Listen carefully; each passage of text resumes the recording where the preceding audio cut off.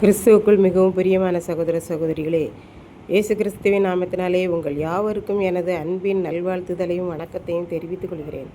இன்றைய பகலின் குளிர்ச்சியான நாளின் தியான வசனம் யோவான் எழுதின சுவிசேஷம் 18ஆம் அதிகாரம் 14ஆம் வசனம். ஜனங்களுக்காக ஒரே மனுஷன் சாகிறது நலமாயிருக்கும் என்று யூதருக்கு ஆலோசனை சொன்னவன் இந்த காய்பாவே. இயேசு பேதுருவை நோக்கி, உன் பட்டயத்தை உரையிலே போடு என்றார். பின்பு 1000 போர் சேவகருக்கு தலைவனும் இராணுவ வீரரும் யூதர்களின் ஊழியக்காரரும் இயேசுவை பிடித்து கட்டி முதலாவது அன்னா என்கிற பிரதான ஆசாரியனிடம் கொண்டு போனார்கள். இந்த அன்னா என்பவன் அந்த வருஷத்து பிரதான ஆசாரியனாகிய காய்பாவுக்கு மாமனாயிருந்தான். சீமோன் பேதுருவும் வேறொரு சீசனும் இயேசுவுக்கு பின் சென்றார்கள். அந்த சீசன் பிரதான ஆசாரியனாகிய அன்னாவுக்கு அறிமுகமானவனாய் இருந்தபடியினால் இயேசுவுடனே கூட பிரதான ஆசாரியனின் அரண்மனைக்குள் சென்று விட்டான். பேதுரு வெளியே வாசல் அருகே நின்றான். அந்த வேளையில் பிரதான ஆசாரியனுக்கு பழக்கப்பட்ட வேறொரு சீசன் மூலமாக பேதுருவை உள்ளே அழைத்தார்கள். ஆகவே பேதுருவும் இயேசுவை கூட்டிச் சென்ற அரண்மனைக்குள் சென்றான். அந்த நேரத்தில் வாசல் காவலாளியாக இருந்த வேலைக்காரி பேதுருவினிடம், நீயும் அந்த இயேசு என்பவனுடைய சீசரில் ஒருவன் அல்லவா என்றாள். அதற்கு பேதுரு, நான் அவன் அல்ல என்றான். இயேசு பாடுபடுகிற நாட்கள் இஸ்ரவேல் தேசங்களிலே குளிர் காலமானபடியால் அரமனை ஊழியக்காரரும் சேவகரும் கரி நெருப்பு உண்டாக்கி அதிலே நின்று குளிர் காய்ந்து கொண்டிருந்தார்கள். அவர்களுடனே பேதுருவும் நின்று குளிர் காய்ந்து கொண்டிருந்தான்.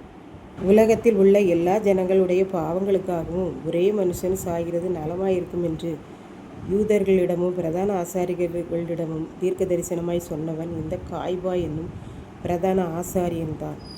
இயேசு நமக்காக சாகவில்லை என்றால் அவனவன் செய்கிற பாவங்களுக்காக அவனவன் சாக வேண்டும். ஆகவேதான் பிதாவானவர் நம்மையெல்லாம் கருத்தில் கொண்டு நம்முடைய பாவங்களுக்காக சாகும்படி இயேசுவை இந்த உலகத்தில் அனுப்பினார். இப்படித்தான் ஒரு கப்பலில் பயணிகள் பிரயாணம் பண்ணி கொண்டிருந்தனர். அவர்கள் எல்லாரும் மிகுந்த சந்தோஷமாய் பிரயாணம் பண்ணி கொண்டிருந்த போது திடீரென கடலில் பெருங்காற்று வீசியது. கப்பலில் உள்ள மாலுமிகள் கடுமையான முயற்சி செய்து தண்டு வலித்து பார்த்தார்கள், முடியவில்லை. கப்பலினுள் இருந்த விஞ்ஞானிகள் எப்படியெல்லாம் முயற்சி பண்ண முடியுமோ அவ்வளவு முயற்சியும் பண்ணிவிட்டார்கள், முடியவே இல்லை. அதனால் கப்பலினுள் இருந்த சரக்குகளை எடுத்து கடலினுள் போட்டுக்கொண்டே இருந்தார்கள். ஒவ்வொரு சரக்காக போட்டு கடைசியில் எல்லா சரக்குகளையும் போட்டுவிட்டார்கள். அந்த கப்பலில் கிட்டத்தட்ட 1500 பயணிகள் பயணம் செய்தார்கள். விஞ்ஞானிகள் சொன்னார்கள், இந்த கப்பலில் பிரயாணம் பண்ணுகிற அனைவரும் இறைவனை வேண்டிக் கொள்ளுங்கள். ஏனென்றால் கப்பல் அமிழப் போகிறதென்று நாங்கள் கப்பலில் இருந்த எல்லா சரக்குகளையும் கடலுக்குள் போட்டுவிட்டோம். இனி கடலுக்குள் போடுவதற்கு எந்த சரக்கும் இல்லை.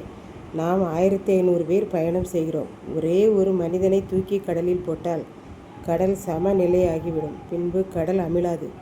1499 பேரும் தப்பித்து கொள்ளலாம் என்று பயணம் செய்தவர்களிடம் கூறினான்.